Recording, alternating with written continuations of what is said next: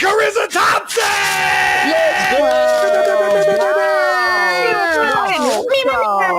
Erin doesn't break those pom-poms out for nothing. There we go. That intro is everything You I wanted and know, more. I keep them locked down. Hi, guys. Thanks for What's having going us. on? I was fired up too. Get out. Bring them back. Come on, all of your children. Can we make the joke, Charissa? Are we the first females to be on this podcast since a certain incredible interview that you had, and we're going to be... Yeah, we'll almost have the same views. Yeah, I'm sorry, sure. guys. In this one. Mhm. We're just lucky enough to have you guys on here. I got to know, who did the spelling bee? And I'm like you, How Trav. was I can't that? read. I mean, I can't read or speak. What a shot she just took at you, Trav. Oh, Trav, Oh, no, admittedly this so. is, everyone knows at this point. They This got is- to, right? Self-professed. Yes. By Travis. Yes. If I can't read, I sure as hell can't spell. That's for damn sure. You and Julian Edelman. Jules also says that he can't read, so there's that. And he says he likes big men, so there's that. Well, Nice. I appreciate you guys including the diving competition.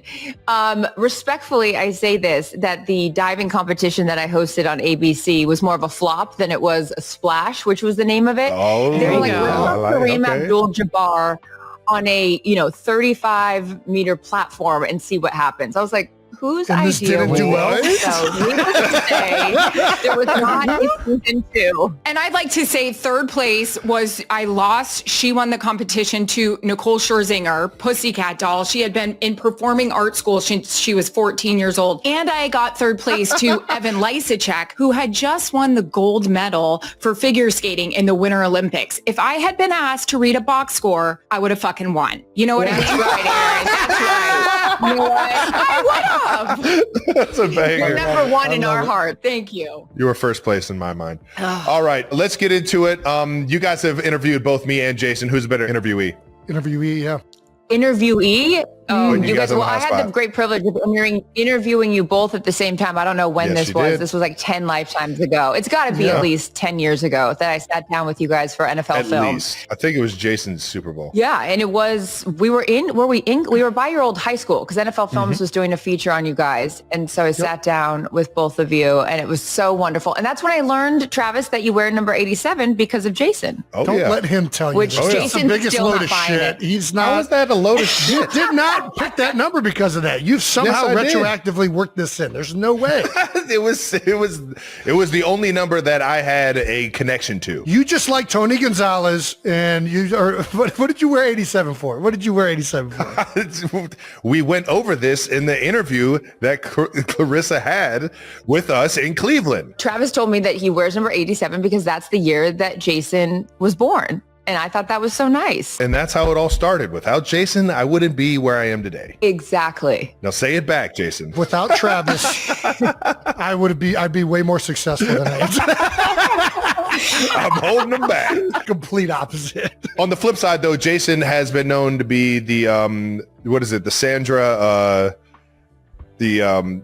what was you the reading? woman that everyone was calling going you? on? No, Yeah, he's I not. was. No, I wish I was at this point. Jason has been known as a journalist himself now, being with Oh. ESPN. What do you think of his interviewing Were skills? you going to say Barbara Walters? There it is. That's what he was gonna Sandra. say. Diane Sawyer. I was like Sandra That's what you were going to Walters. say. Sandra Walters. Sandra Walters. Lesser known, Barbara Walters. Oh, gosh, I'm I digging think you're myself a killing hole it, here. Jason. We saw you. I don't know where we saw you recently, but yeah, I think you're doing an amazing job. I will tell you though, we were just making a joke about, when you guys had Taylor on. Charissa and I were both saying after that, you nailed that. Crushed. You freaking crushed That's that. so hard. And actually, I'm going to ask you some questions right now. Go ahead. Pre-prepared. I mean, because Yeah. you just were banging them out. We have a great editing team. They're very good. And I think anybody could have done a good job interviewing Taylor. She was fantastic. And I don't know. I appreciate you saying that. It was a lot of fun. You did a good putting job, that interview together. I'm terrible. I can't interview anybody. I flip over my words. I stumble. No, you don't. But that was a fun one for sure. I've been in production meetings with you. Remember, I don't know, we were sitting in the back. We were sitting with you and Tom Rinaldi'd you. And he asked you something Sorry, about made a you family cry? member. Yeah, you started bawling in our production meeting. Do you remember that? Oh. I do remember it. Tom Rinaldi can make anybody cry. Oh, I feel yeah. like. That guy is just like perfect to tugging at the heartstrings. But yeah, I've been known to shed a couple tears. I try to hold it back. Like I know that I'm not supposed to, but I can't not do it. I don't know. Yeah.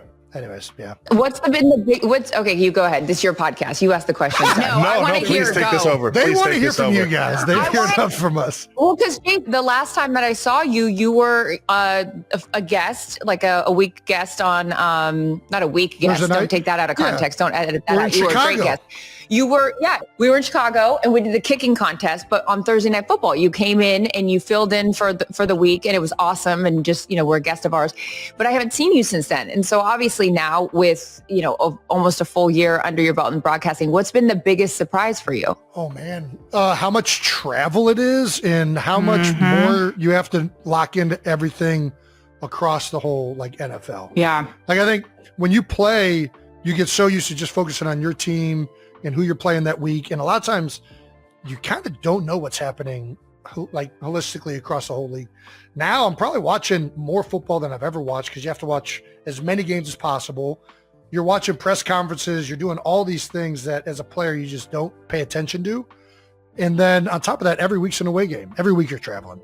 And that is awesome in some ways. You get to go to a lot of cool cities and there's not as much pressure as playing, but at the same time, it is a lot of travel. So I enjoy the ability to stay involved with the games. I like the fact that we get to go to the games. So we get to see players and coaches. But I would say those are the two things that probably were the most like getting used to. Can I ask, now that you aren't playing in the game, but you're watching from the viewpoint that we have every week, is there a particular stadium or area that you've been to and you're like, this is awesome. Ooh. This is really cool. Oh man, I hate to say this and Eagles fans are going to be furious. I never liked playing in Jerry World. I hated that Isn't stadium. it the best? It's fucking awesome. It's a cool spot as a spectator. I'll be Do you have the chicken fingers there yet? Fire. Oh yeah, everything. I mean, they've done a really good job with that place from a viewing standpoint. Vegas is like a show. Like it feels like you're at a legitimate concert there, which we were just there this week. So I think that's probably just fresh. And then, there's the places you'd like to play in as a player too. There's like a charm to it as well. Like I've always loved going to the Packers Stadium for much different reasons than Jerry World. It's awesome. So yeah. And then trying to think of like another spot that would be Bills. I think it's like, Of course. I can't wait to see the new stadium when they build that, what it feels like. But I've been enjoying the last couple seasons. You know what it looks like? Jason, it looks like from the outside, it looks like Allegiant Stadium. It looks like that kind, like that same design, like kind of spaceship thing. But I kind of miss that. I don't know. I mean, the nostalgia of Orchard Park is like its own. It's going to be hard to, you can't replicate it. No. I am happy that it's open though. We're Yeah. going to still see Buffalo snow games. I get this year, I've never really in my career done a massive like snow game, and I wanted to so bad. You watch these people like Rams Philly playoff game last year. I wanted to do something like that so bad where I just look like Ralphie and Randy in Christmas Story. I got with Jameis Winston. Oh, yeah, last you year. did. Jameis Winston doing Snow Cleveland. Angels. Yes, in Cleveland. And then they made the playoff. Yeah, it was really fun. But sorry, go ahead. No. But we're doing Philly at Bills, I believe, later. I think it's right after Christmas. So the potential of, a snow globe game could be fire. Please. So it'd be Up there exciting. on the lake, Yeah. it's almost a guarantee. You're going to get a little bit of snow. Oh, for sure. I hope so. Was that the Jameis Winston? How lucky are we? How lucky are we to be They playing said one football in Cleveland, Ohio? Exactly. And he's talking about the cavalry with the horses and the whole thing in Kelly's pregame so interview. good. Isn't football just better when Jameis is starting? Yes. Yes. It's not even a question. Also, too, because from our vantage point, I just think about the reporters, like when he stands up there at the podium, like, you're going to get something, even if it's bad. Obviously, he ends that game by throwing the interception, and he still is like positive. And you're like, this guy is the ultimate optimist. He's won at life. I got to shoot that question back to you guys, though. Going into every single NFL stadium all over the country, which one's your favorite to visit? Hit it, CT. Well, the nostalgia of Lambeau is always number one. I mean, that is football. So that's number one for me. But also, Arrowhead's great too. I'm not just saying that because it's you, Trav. It's because it doesn't, it's not, It hasn't gone corporate. And as much as these big stadiums are great for some reason, you start to lose that feel. Your stadium is very much like a college field because the fans are right on top of the field and you don't have all of the suites down below and that kind of stuff. I also love, Charlotte has some bangers. I always like they play some tunes. Yeah. Remember in Santa Clara at Levi Stadium, the music, Erin and I are big on the DJs. If they've got some music, Atlanta, obviously. They're playing some Pretty Pablo or? They've got good music. Of course. North Carolina. So good. Like a helicopter. And then, of course, in Atlanta, you get Luda every other second. So it's good. Yeah. What about you, Erin? I feel like because I've been doing this 100 years, it's the little things like Jerry's World. They take care of you. It's inside. I mean, I know the players have the sun in their eyes and that sucks for a 425, game. But me, I'm looking great. The chicken fingers are fire. I love going to the link because obviously, it's fun. Great hotel, fire dinner the night before. Dom, I know he's trying to take care of the team, but he's looking out for the girl, which I appreciate. You need an IV, you need to work out, fine. Dom will take care of it. I'm into it. Lamppost fire, it's always such a fun time. I've done games -10 there. I've done games that are hot there. I've done games that we didn't think it was supposed to snow and all of a sudden it did. It's just a pain in the butt getting to. I love you, Wisconsin. You're so much fun. Once we're there, it's a time, but man, it's hard getting out. I'm going to tell you what, she misses Troy Aikman's plane is what she misses. Because I got the Al Michaels set. My ship in and I'm out. Thanks, Al. The boy Al. The boy Al. You know who's taking advantage of the Troy Aikman plane these days is Swagoo. Swagoo's always hopping on the Oh, I bet. He better not be in my seat. He keeps calling Troy his best friend, so he keeps that plane situation fresh. I bet he does. You're all FBO is your best friend. Got it. We were talking about Jerry's World. I'm actually going to Jerry's World on Thanksgiving. You are. You guys have a few Thanksgiving games, I believe, and a Black Friday game as well, right? Yep. What's that like doing hosting a holiday game? And is that any different than the actual ones, or is it just kind of getting away from the family? Or since I've gone into this industry, because I used to do Thursday night football with Mike Tirico, Kirk Herbstreit, we had a group together. I mean, we were doing West Virginia games, and Louisville, West Virginia on Thursday. Games, yeah. So it's hard, but I think it's, Chris and I say it all the time to women that ask us about being in the industry. It's one of the best jobs, but you have to love it because, in the morning on Thanksgiving, you're sitting in a hotel room watching the Macy's Day Parade, but then you have a front row seat to some of the best athletes in the world. So it's also pretty badass because we have some amazing games that we get to watch. And I just invited myself over to the Kelce household for for Thanksgiving. Come on over, Chris. So yeah, it's great. And then I'm going to be with you, Trav, in Kansas City.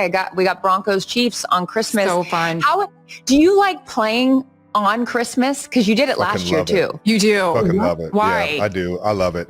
I just, I think I have a blast going outside and just playing the game I love on a day like that when I know everybody's enjoying their families together, or sitting around a campfire, or sitting around the chimney or the Christmas tree watching the games at home. And I just know I can almost feel the excitement of Christmas that everyone else is enjoying while I'm on the field. And I don't know. Aww. It's just it's a fun atmosphere. I've had the pleasure of playing, I think, 3 games on Christmas, and each and every single one of them I had a blast in. And on top of that, I get to have everybody come through to Kansas City. Christmas in KC this year, so it'll be a good time. That's right. Those games just feel different. They do. Like Thanksgiving, we all on Fox, we pay tribute to John Madden, which is really, really special. So that day just feels different for us. Yeah. The turducken. You guys ever had the turducken? I have never had one. I've always wanted to. I don't even know where you get that. I'll get one sent to your house. They send us all one. Yeah, we'll get them for you guys. Carissa, we're having a turducken. Goddamn right. By the way, I'm packing that on air, Al, and I'll see you in Philadelphia. It is so good. Can you fry a turducken, or does it have to be roasted? Well, how do you cook a turducken? That's a great question. Why not?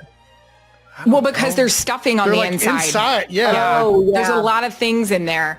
Hey, one guy that we all love on this podcast a lot, Greg Olson. We had Greg Olson eat a turducken one year, and it was just like, He went crazy. Golfed it. oh my He God, loved so it? good. Hands through the hair, by the third quarter, it was so fabulous. Yeah. Forget the gel. It's just straight grease. Jason likes to do a fried turkey. Yeah, we I do do like too. frying. I prefer the fried Same. bird. No, I'm saying you like to fry your turkey on Yeah, Thanksgiving. I'm frying it. Yeah. Same. All right. I Get just some want to make peanut sure. oil. Yeah. Wait, There you you go. actually do it, Jace? Oh yeah. Jared does I've it done it too. twice. He's gone through 3 fryers.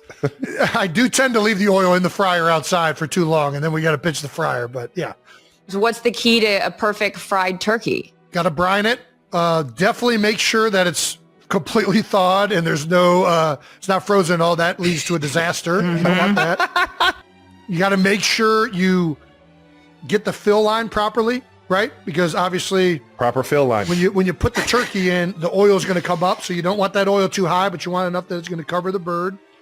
But yeah, you brine it. There's an injector. One of our former strength coaches told me, I forget the name, but there's a specific injector of like butter, Creole seasoning that you inject right before you put it in the fryer. Oh, It is real good. Very good. Yeah. That's about it. Yeah. We love I it. can't wait. Put the seasoning on the outside of it. Yeah. They're good. I feel like once you fry turkey, you can't go back. Jared does one every year. I love it. I'm with you 100%. How did you guys decide you want to do this with your lives? What leads to becoming a broadcaster, journalist in sports? Erin and I have very similar motivations. I'll let her tell her side of the story, but mine was because I loved hanging out with my dad, and he would watch football every Sunday. I would beg my mom to miss church so I could just hang out with my dad. I would sit next to him, and I had one simple rule. I wasn't allowed to talk. He would teach me the game. If I had a question, I'd have to raise my hand, and he would teach me the game of football. And it was because he's like, hey, I'm not going to have you yapping over here the whole time. So I will teach you the game. Hilarious. But you know what, Jason, you'll appreciate this. And Travis, when you have kids as well, he would make everything a game, right? So he's like, all right, we're going to play school. So you're going to raise your hand and I'm the teacher and I'll teach you and those kinds of things. Nice. He also had Yeah. long hair. And so it was like, if Okay. he wanted to be lazy and watch us, he's like, okay, I'm the patient. I broke my leg. I can't get off the couch. So fix my broken leg. Or so every game he played revolved sitting on the couch and it was still playing with us. It was genius. Brilliant. He's like, he had long hair and he's like, look, I need my hair cut. You got to fix my hair. Again, hasn't moved from the couch. But anyways. I need to get some of these games. Yeah. I'm Yeah. digging this. You're playing games all wrong, Jason. Everything should revolve around you sitting your ass on the couch, still being a great dad. But yeah, he loved sports, so I love sports. And I had a brother who played baseball growing up. I played sports growing up. And for me, sports was so much a part of who I was growing up. And so I was a big believer that anything I could do professionally that kept me in sports was the ideal situation. Work as a team, we win together, we lose together, all of that. And I just loved the idea of being able to have a profession that involved sports and worked around it. So that's sort of my motivation. And then, the path to actually getting on air is a little circuitous, but yeah, I started in HR because I just wanted to get in the building, went through everyone's files, ended up blackmailing them. No, Smart. I'm kidding. So smart. Very, You got very me. clever. I was like, oh, this is Yeah. great.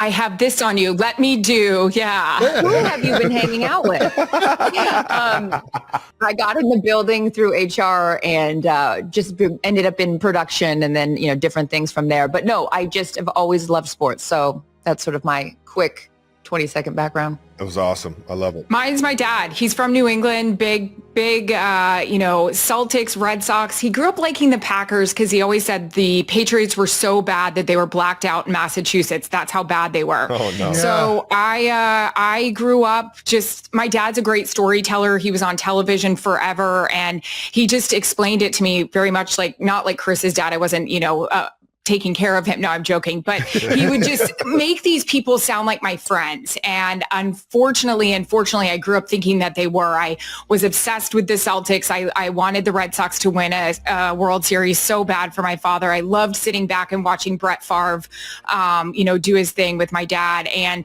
then there was never another option. Well, actually, it was like, I want to be a sports broadcaster or I'm going to be a marine biologist, which Whoa. Wow. Okay. Wildly different. Okay.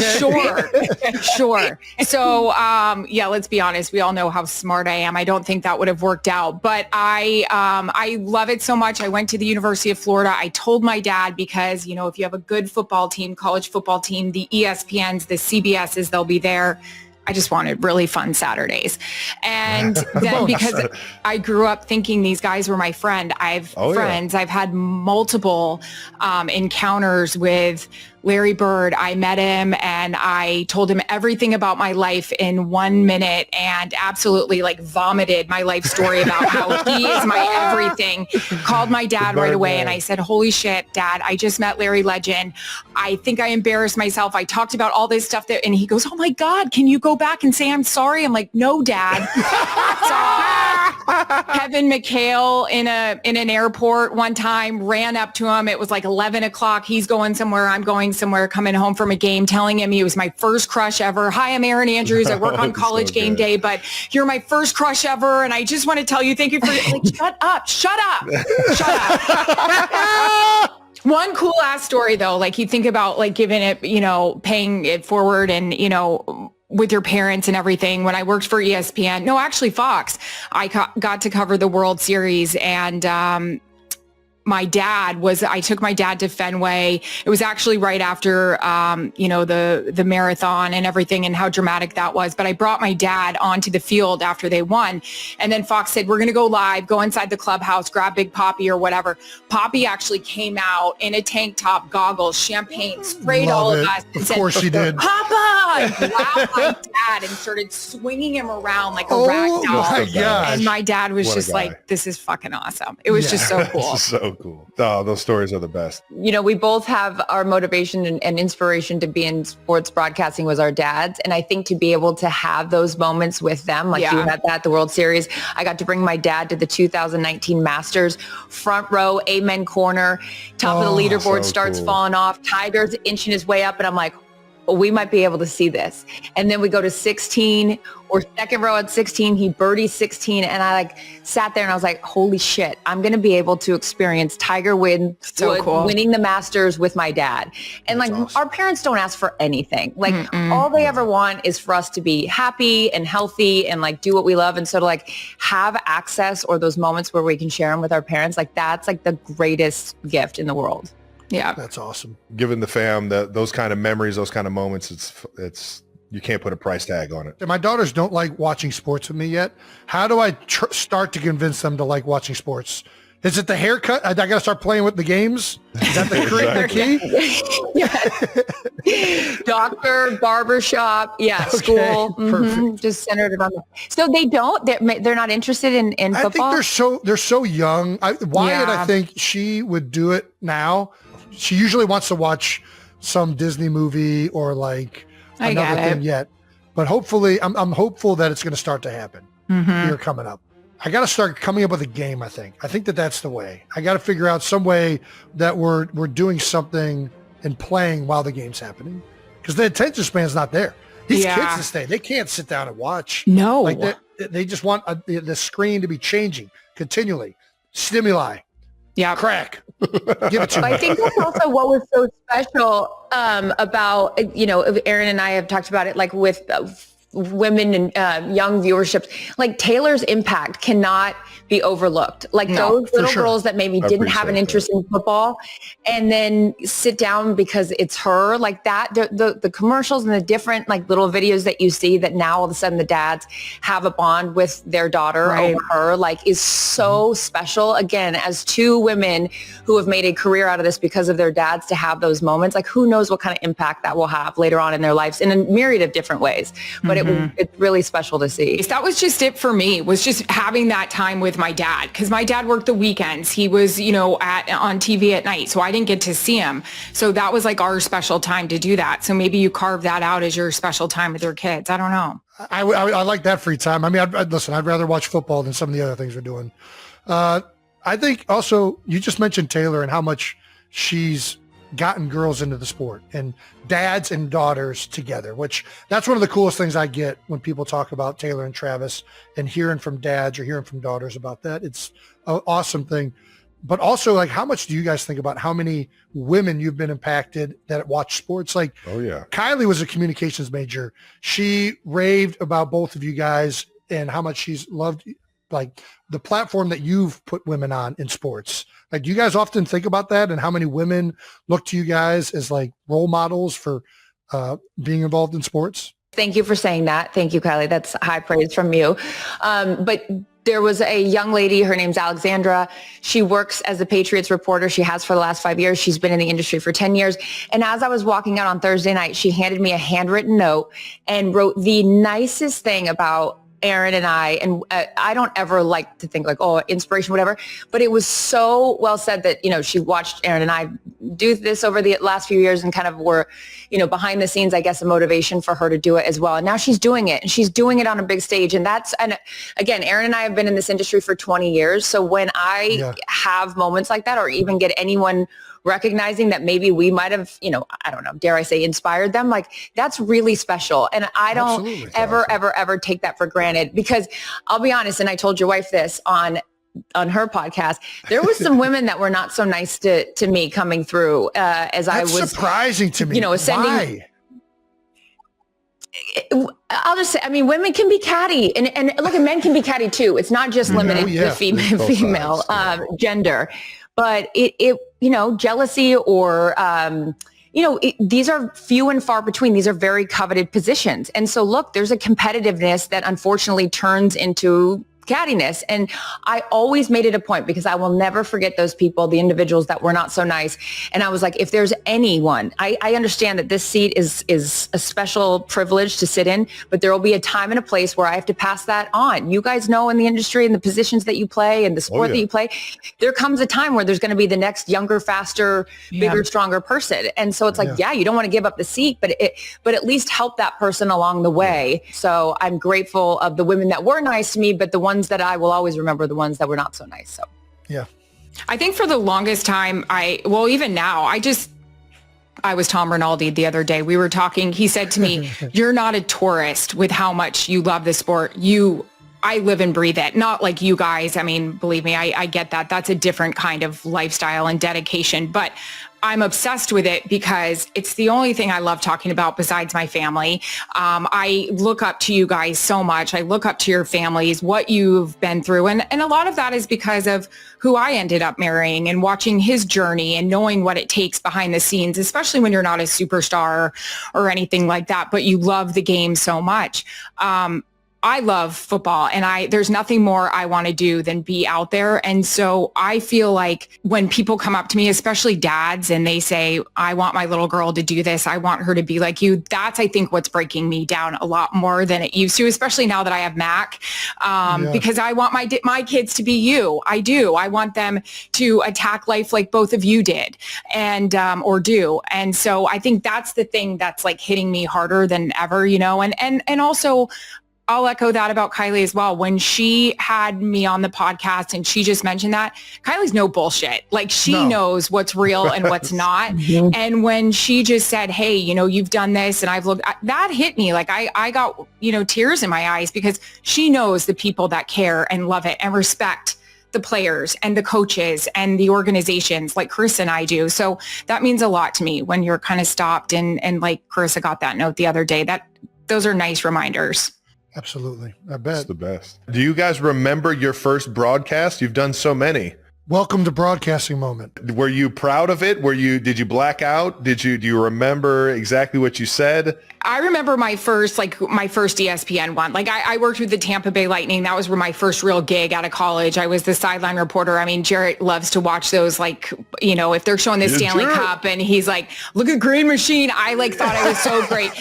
The Tampa Bay Lightning were playing the Calgary Flames in the Stanley Cup final. I worked for ABC. I got to do it. It's Game 7 back in Tampa. Like the team I got my first job with. And you know what? My mom and dad and we went to the West Shore Mall and we went to Ann Taylor, and I picked out a green top that I thought would be fire for Game 7. Let's go. So Jarrett loves when they start playing that. He's like, look at the Green Machine there with the old, like brown lip liner and all that. Oh my gosh. my first ESPN game, they threw me after I got, I did that for ESPN. They threw me on Saturday Night Football, which was, such a huge deal. And I think it was Virginia Tech, USC, and it was somewhere. It wasn't even at their stadium. It was such a big night for those two teams. And, I remember we had a jib cam. Jason, you know the one because I think you guys use it. They had a jib cam and I was gripping that microphone so hard, but I also was standing with my legs like this. Like I was bracing myself like a cheerleader, like the old.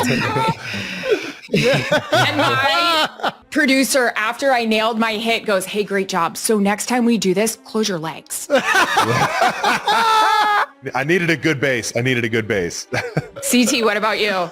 When I, worked in HR, then I moved into production and I was like, I want to, be in sports broadcasting. And they're like, cool. Good luck with that. And so I worked in production. And so I took whatever job was available in the production because it was remember all the RSNs, like the Fox Sports Rocky Mountain or Fox Sports Pittsburgh. All of yes. them. Yep. So I moved to Denver. And I became a production assistant and I just worked behind the scenes and I did anything I could to learn the trade and all that kind of stuff. And so then they were like, well, we're going to send you out to like local bars and, kind of interview fans and all that kind of stuff. Oh, so like yeah. that was my first on-air experience was in a bar. And I was like, well, this is weird. So natural in this environment. I'm in my element.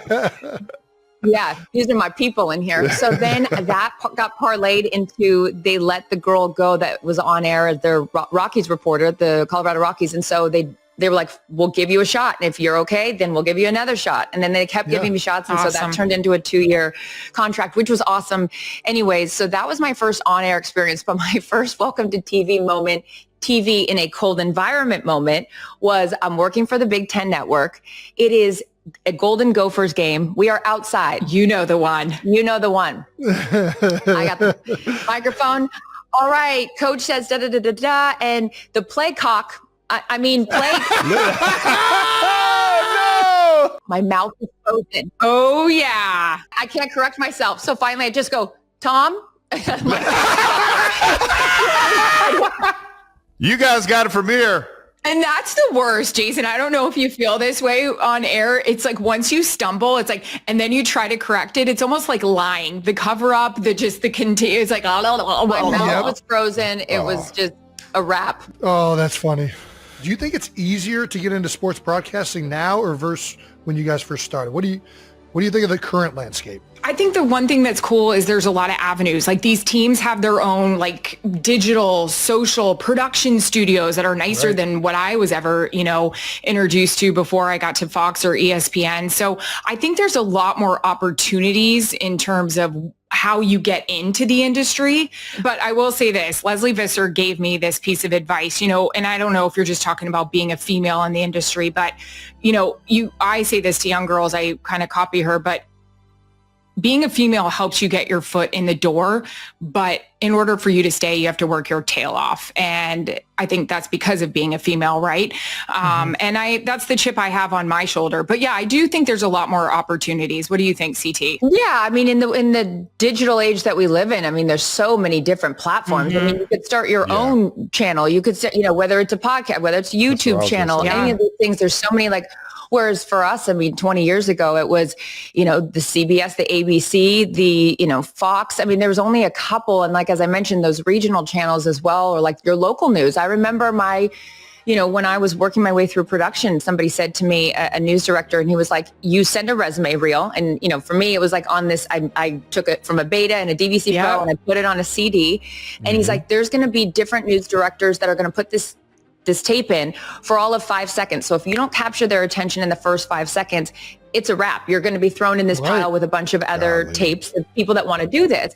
And so when I was younger and I knew I wanted to do it, I took a paper towel roll and a tennis ball and I taped it together and I made a microphone and I took my parents', old camcorder thing and I set it up on the ledge and I begged my brother to be Jay Buhner. I was like, can you please be Jay Buhner so I can interview you? Gosh, and I made this whole thing.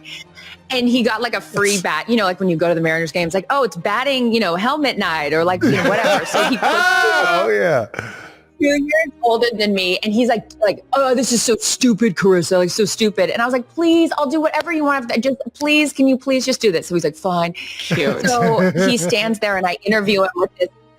Yeah, I mean, I was like, you can't be Ken Griffey. I mean, unfortunately, I would have liked that, but I'm trying to make this as realistic. That video would have been epic. And I ended up using that on my resume reel. That's on your reel. That was on your reel. Yeah, because I was like, how am I going to get these news directors' attention in the first 5 seconds? And so it was like a 10-year-old, little girl interviewing, cute. her brother. So anyways, those were the things that we had to do. Nowadays, with social media, you don't have to, create your own capture show someone's on attention. You just have to Instagram, get followers, and you have to do all of that stuff where it's like there's a following. There's a whole different avenue that you can approach it from, which is great. I mean, the more the merrier. That's what I say. I mean, here's my thing about that too, and welcoming in everybody. There's room at the table for everybody, and if there isn't, then get another table and build a group over there. So I think it's awesome that if anybody wants to do this job, there's opportunities. But again, as you work your way up, there's those coveted ones that are few and far between. Right. CT, do you remember like any of your features or packages that were on your resume reel? I can only think of one that I know, and I remember I was editing it and I was trying to do Phil Collins in the air.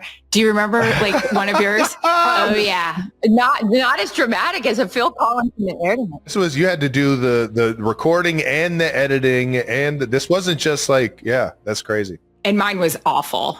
Chasey, could you imagine if we had to edit this show? Oh my God.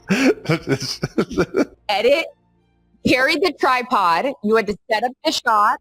You had to do, voiceovers. You had to do all of that. But I think that's good to be able to learn all facets of it. But let's go back to you guys editing this show. Okay. Yeah. They would never get out by I don't Wednesday, even know that's for damn what sure. application they use. Like, I can't find the print button on this fucking computer. I would have no chance. I don't know how to work any of this stuff. If you told me to print something on the printer right here, I would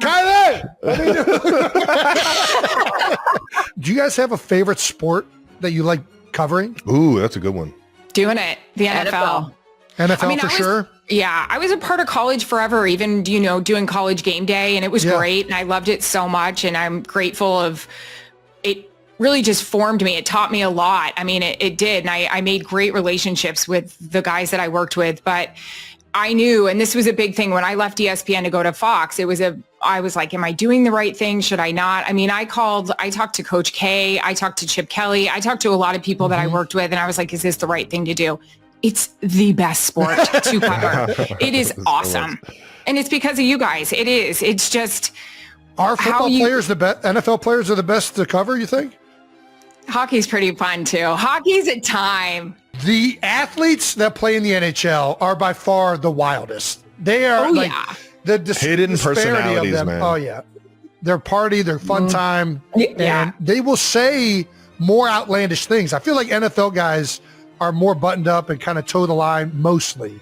Whereas I feel like NHL guys, you'll get like some great sound bites out of these dudes. There's a little bit of that protect the shield from the NFL, where hockey, because I covered hockey for a couple years when it was Versus. It became part of NBC's package. But I love playoff hockey. There is nothing fucking better. I got to say, like, yes, of course, playoff, the NFL, that's my number one. But right below that is playoff hockey. I'll never forget the Montreal Canadiens were an 8 seed. They knocked off the Capitals. Then they knocked off the Penguins. Then they took the Flyers. I think it was to 4. And just going and working a game at the Bell Center in Montreal. And like, it was an awesome experience. And I don't need to tell Erin because she's been to more hockey games than she can ever remember. And Jarrett winning 2 Stanley Cups and like that whole experience. But like, hockey is incredible. I loved college. My first ever college football game I worked was Michigan App State. That big the one, you guys, where they block field goal. Yeah. That's a fun one. Yeah, right, and I remember I wild. was standing there, and I was like, I mean, I'm obviously like understand the game enough to be like, this is a D3 school. This is this big upset, and so I even remember my opening stand up. You could rob a bank in Boone today because no one is watching. Everyone's watching this game, right? And then it ended up being a big upset. We got in the car afterwards, and Tom Brenneman and Charles Davis were the play-by-play and analysts, and they go, well, how does that rank of all the games you've worked? And I was like, well, this was my first one. And they're like, number one? It's all downhill from here. Why are you here? And this is very odd. There were 3 banks robbed in. Exactly. Boone, North Carolina had a lot of bank robberies that day. But no, it was college football's cool. The jump around at Camp Randall. I mean, Erin got to work SEC. I'm so jealous. I never got to work an SEC football game.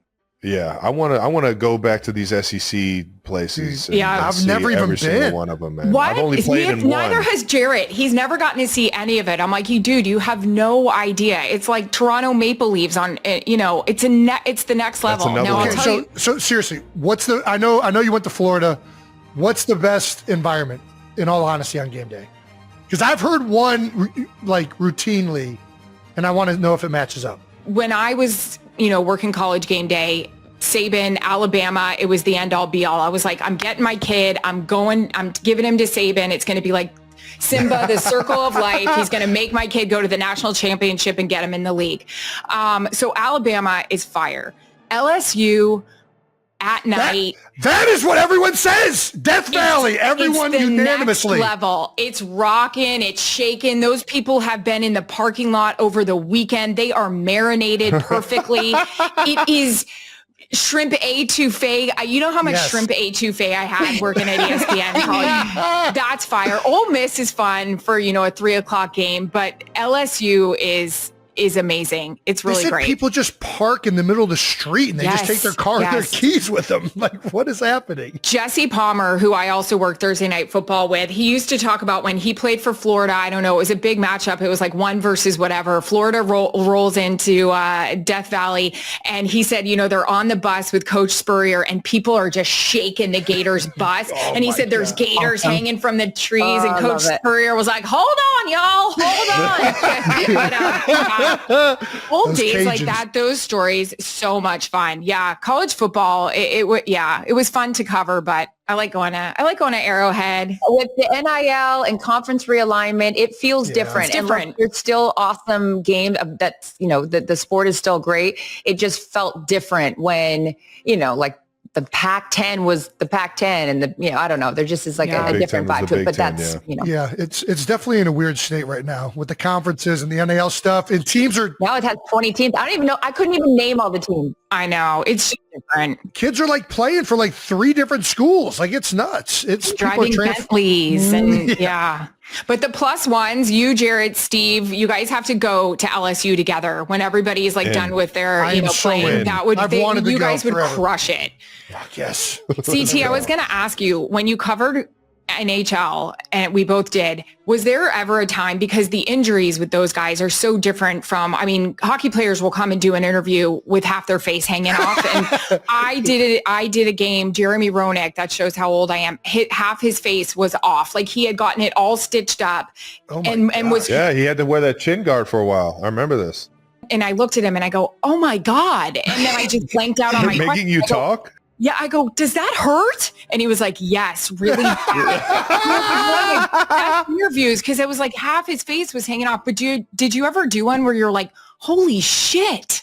No, I didn't have that experience. But when you said Jeremy Roenick, I remember I worked in Olympics with him in Vancouver. Nobody, I repeat, and I could out drink Jeremy Roenick. I've heard this. He is fun. Fucking maniac in the best way possible. Oh my God. I want to play golf with Roenick. I've heard he's just a blast on the course. But what they all are. They're so much good fun. People. Speaking of good people, which was a really, really fun story. We had a chance to, and Casey, hang out with Wayne and Janet and you guys all together. And it was, I guess I wasn't really paying attention to my husband in the moment. Like he has, hung out with Wayne a little bit, but not anything to like that personal of that night. Okay. And my husband was glowing. It was like, how could and I was, oh my God. And it was so cool, Chris. I don't know what you think, but like the boys that we were with, just asking Wayne all the questions, like seeing somebody like Greg Olson, just, Wayne, let me ask you something. So this 3 tight end formation, no, I'm kidding. But you know what? Like Greg, those guys, it was just so cool. And what's so great about Wayne, and I think the NHL, is just a normal dude. And sat there and told Marissa what a great job she does, and Greg, and just really, really just awesome to be around. I mean, it's Wayne crazy. Gretzky. I mean, yeah. Full stop, Wayne Gretzky. I mean, you're just down. But that just reminds me of the text chain that we're on, and Greg Olson does not care if we tell this story. Ever. Because Wayne, I don't know who's on the text chain. There's a couple of us, including Greg, Erin and I, myself. Dean, Kevin. Blandino. Okay, Kevin.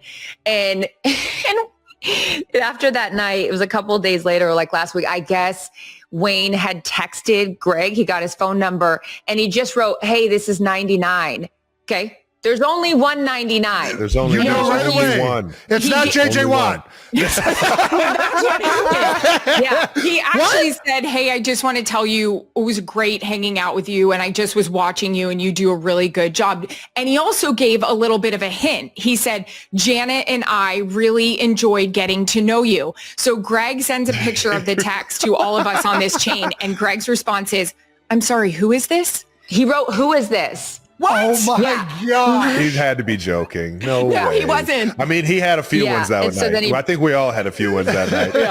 That was a good one. My guy came in from Dallas. He was working a game in Dallas and came in just to get some food over at 1587. Had no idea he was going to run into the great one. That's amazing. Yeah, remember that game? That was the back and forth, like that was the Giants Dallas game, and it went back and forth 100 different times. And he was like, "Oh, I'm not missing it." He is such an animal, Greg. What a time. The best. That's awesome. Wow. Yeah, Wayne is. I had two posters on my wall as a kid. I had Wayne Gretzky and Mark McGuire from when he broke the record for the home run derby. Very odd. I was not fans of either of the teams. Sounds like but a I just 90s kid right there. That's right. Yeah. That's right. Bring steroids back, baby. Hey, I had a Brian Bosworth poster. Yeah. Oh, the Boz. What you got to do, just take steroids and you get up on the wall, kids. Erin, you just touched on the hockey players. There is like this just being like regular guys. I feel like there's a beautiful culture with hockey where like if you even start to get a big head, your teammates will rip you apart like ruthlessly. Oh, immediately. And that's just something I've always chop loved. you down one. And then like one Ronick with the cut, they like brag about their teeth being missing. They'll take their teeth out at the bar and set it down on like a can. And it's a badge of honor at being marred for life for those guys. And I mean, I can say this because I married one. They're some of the best looking dudes you've ever seen. Like they are gorgeous. But yeah, like dude. all our And then they take friends, their teeth out and you're like, ooh. Well, on the Kings and our friends would walk around with gold prongs hanging down in the front because they're like, what's the point? It's just going to get, bashed in during the season. I'll wait to the end of the year to get the veneers put in. But fun fact, we have incredible health insurance with the NHL. We still have it. You want to know what we don't have good insurance on? Dental? Yes. Oh, no way. Of course. They lobbied for it. The players was like, nah, The owners are like, yeah, we're not agreeing to dental for life. No chance. I'd love to ask you guys about some of your current coworkers. What former player has gone into the broadcasting world that has surprised you guys the most? Former player that's good. I'll just start while Erin thinks. I had a really unique situation with Amazon because everybody except for Tony had just come from playing. Oh, yeah. So Sherm just finished playing, Whit just finished playing, and Fitz finished playing. Fresh. So they had never done TV before. I remember we were in our first production meeting and in the rundown. Yeah. It said banter in the rundown, and they all look at me and they go, "What does that mean?" And I go, "Oh, Jesus, we're fucked." I was like, "What do you mean? Head of the class. You don't know what banter is? Come on. Pretty self-explanatory, guys. Just start talking. Just shoot the shit, boys. But it was, I have been so impressed with how, they have been unbelievable. They have, we're now in our fourth year, and you would never know that these guys had never done television before we started Amazon. Seriously. So that was an awesome, it speaks to, do your homework and it shows, and also the personality. And also, Amazon allows you, very much like Fox says, it's why we love working for these companies. It's like, be you. They don't try to make you someone you're not. So if Fitz wants to rip his shirt off or wear a Hawaiian shirt, he can do that. If Whit wants to have his hoodie on under his jacket, he can do that. Anyways, it's just, I was very impressed with those guys' ability to jump in so quickly after, Jason, as you're done playing, because it looks easier than it actually actually is on TV. Everyone's like, oh, anyone can do it. And you're like, okay, then come try it. It's not as easy as it looks. So yeah. Sure. And I think we saw that with Tom Brady. I mean, I think he was the most scrutinized person to get into a booth, especially last year. Right.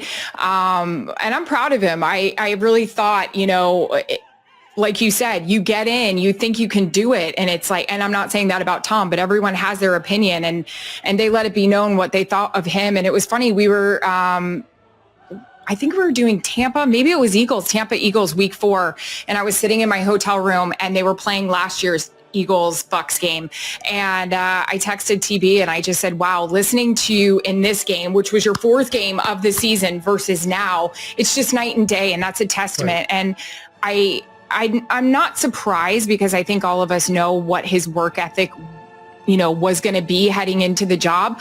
I think I'm more annoyed about how good he's gotten and how quickly. I'm like, come on, do you do everything well? This is crazy. And you look fantastic. He looks so good. I need to figure out what he's doing. His hair, his skin. He's not going to bars, Jason. Is that what he doesn't go to bars? He doesn't go to bars. I'm not willing to give that up. We're never going to hear. I don't know if he's embracing the grays, Jason. I think you embrace the grays. You guys know this. You've been around enough of us and you've been around enough guys in the locker room. You can tell when you sit down with players that you're like, you'd be really good at this, by the way. I mean, Jason, we were telling you that nonstop when we would deal with you in Philadelphia, and Trav, we're in your ear about it as well. I mean, you can just tell the guys that'll be able to shine. Jason's been killing it. One of my favorite segments Jason's ever done is his During Taylor Swift and Travis Kelce's whirlwind 2-year love story, Swifties have been gifted not 1, but 2 new albums, a parade of adorable couples moments, and Swift's newfound status as a football fan, complete with a distinct game day style. In a new episode of the Kelce Brothers' New Heights podcast on Monday, Jason Kelce reflected on what he thinks is the coolest thing to result from Taylor and Travis's relationship, and his answer is so heartwarming. While chatting with sports journalists Erin Andrews and Charissa Thompson on a November 24th episode, Jason gave Swift her flowers for increasing football viewership among women. Reports estimate she's added $1 billion in value for the NFL since the couple started dating in the summer of 2023. With this year's football season in full swing, the ex-Philadelphia Eagles player lauded how the Taylor Swift effect has helped NFL-loving parents bond with their daughters over football. Jason called it an awesome thing, chiming in, "You just mentioned Taylor and how much she's gotten girls into the sport and dads and daughters together, which is one of the coolest things I get when people talk about Taylor and Travis and hearing from dads or hearing from daughters about that." Jason's quotes come a week after the Kelce brothers revealed that the So High School singer's viral appearance on their sports podcast led to a major career milestone, being named one of the biggest podcast episodes of 2025 by Apple. Swift has quickly become one of her football star fiancé's biggest fans, cheering him on in the stands at Arrowhead Stadium and reportedly drawing up plays for the Kansas City Chiefs. Amid her busy wedding planning schedule, the blank space singer was in celebration mode as she made a surprise appearance to catch Kelce and his team beating the Indianapolis Colts on Sunday night. The Kansas City Chiefs fan base has been consistently haunted by questions surrounding the future of Travis Kelce. Already, there have been open discussions about whether this is Kelce's final season, with retirement remaining a clear possibility. However, if there was ever an answer as to whether or not it is time for the tight end to call it a career, Sunday's matchup served as a definitive answer. While Kelce caught only 4 passes for 43 yards, the star was consistently open throughout Kansas City's comeback win. What Kelce brings to the franchise is obviously so much deeper than his production, and this was on display as well. After a back-breaking Kareem Hunt fumble, it was Kelce that the broadcast cut to on the sideline, appearing to be motivating and reassuring his teammate. Hunt would finish the game with 104 rushing yards and a touchdown in an impressive performance. It was a perfect example of the steadying leadership that Kelce brings and why the tight end shouldn't consider walking away just yet. Not only this, but Kelce's 674 receiving yards have the pass catcher ranked inside the league's top 20. This isn't at the tight end position alone, where the veteran ranks second behind only Trey McBride and ahead of standout rookie Tyler Warren. Chiefs' clutch win over Colts proving it simply isn't time for Travis Kelce to walk away, Kelce is an incredibly engaged leader on the field and sideline while continuing to provide elite production. Heading into Week 13, the tight end has more receiving yardage than CeeDee Lamb, Rome Odunze, and Ladd McConkey. 3 of the league's best young receivers are being outpaced by the aging Kelce heading into December. There simply is too much left in the tank for the tight end to walk away, and that was clear in Sunday's 23-20 overtime win against the Colts. Twice in this game, Kelce was wide open for a big play, and Patrick Mahomes flat out missed his favorite target or failed to get back to him in his progression. This didn't shake one of the emotional leaders for this roster, who remained locked in and positive even after Hunt's late fumble. What could have been taken as the death blow by the league's most accomplished tight end instead served as an opportunity to demonstrate leadership. All of this adds up to the fact that there is every reason for Kelce to return for his age 37 season in 2026. No matter how the year ends for the Chiefs, the 2025 season has shown that there is far too much left in the tank for the legend to walk away.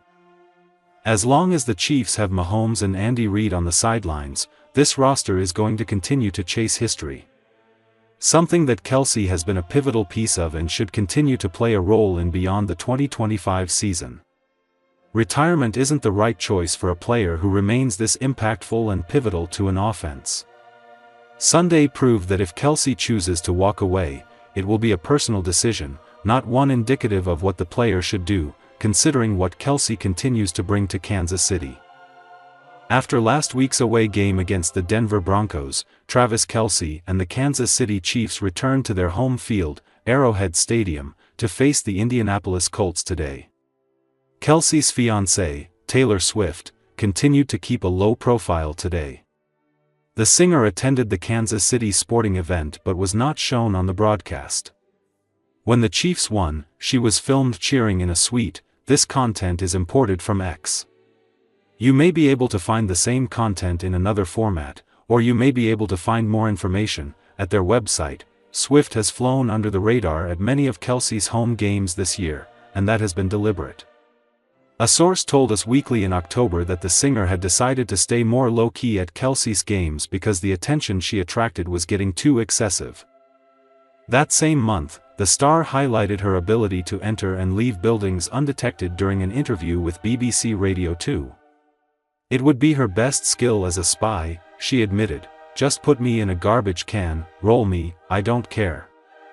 Honestly, I can fit in like a purse. Sometimes I just can't deal with it, the paparazzi and attention, and in those times, I won't deal with it. I'm just digging tunnels under every building I go into, airlifting in through the skylight. In December 2023, Swift told Time that she was never seeking attention at her partner's NFL games. I don't know how they know what suite I'm in, she said. There's a camera, like, a half-mile away, and you don't know where it is. And you have no idea when the camera is putting you in the broadcast, so I don't know if I'm being shown 17 times or once. She added that her attendance was really about supporting Kelce. I'm just there to support Travis. I have no awareness of if I'm being shown too much and pissing off a few dads, Brads, and Chads. Taylor Swift's new song, Father Figure, could apply to any number of paternal characters in the real world, but on Sunday it rather aptly described her fiancé and Chiefs star Travis Kelce. Early in the fourth quarter, Chiefs running back Kareem Hunt fumbled the ball in the Colts' red zone, committing a brutal turnover when Kansas City was down 20-9 and in desperate need of some points.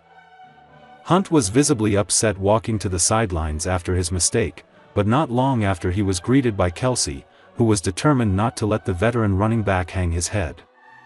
The game's cameras caught Kelce going up to Hunt and giving him a bear hug by the bench while also imparting a fired-up message. CBS announcer Jim Nantz summed it up as something along the lines of, "It's okay, we got you bro." On the Chiefs' very next offensive drive, Hunt punched in a touchdown to make it a one-score game, and Kansas City clawed its way back to tie it in regulation before clinching the 23-20 comeback victory in overtime. That friendly Kansas City whistle turned around to bite the Chiefs on Sunday. In the middle of a must-win game against the Colts on Sunday, the Chiefs were driving down the field behind 20-17, hopeful for a late-game drive to tie or take the lead, until tight end Travis Kelce was called for an egregious offensive pass interference call. "This is the worst call I have seen all year. It's literally the worst call I've seen all year," Romo said on the CBS broadcast after Kareem Hunt scampered for a 6-yard gain on a short pass to get the drive started. "He's getting guarded. They're going to say he's running around. They think he picks 53. He doesn't. He goes into his own guy who's guarding him and says it's pass interference on him." The play nullified the Hunt gain as it was called offensive pass interference against Kelce and was enforced half the distance to the goal, pinning the Chiefs back to their own 3-yard line for a 1st down and 13 with 4:43 remaining in regulation. The Chiefs were penalized 7 times for 57 yards, while the Colts had 11 infractions for 83 yards. After the penalty, Kelce took the blame, but Romo disagreed that he should be taking any fall for the call. The Chiefs persevered and drove the ball down the field for the game-tying field goal before winning the game in overtime. The Chiefs had been trailing the whole game and were down 20-9 entering the fourth quarter before pulling off the comeback that could save their season. Kansas City improved to 6-5 with the win and remain one game out of a wild card spot. The Chargers, Bills and Jaguars occupy the 3 wild card spots, and all 3 teams are 7-4, setting up what should be a wild race to the finish line in the AFC. Public Research University, University of Texas at El Paso, UTEP, did a study earlier this year that the Chiefs have gotten a massively favorable whistle in recent years in big games, including playoff games and nationally televised games. The Chiefs play the Cowboys on Thanksgiving, with Dallas coming off a thrilling 24-21 comeback victory over the Eagles.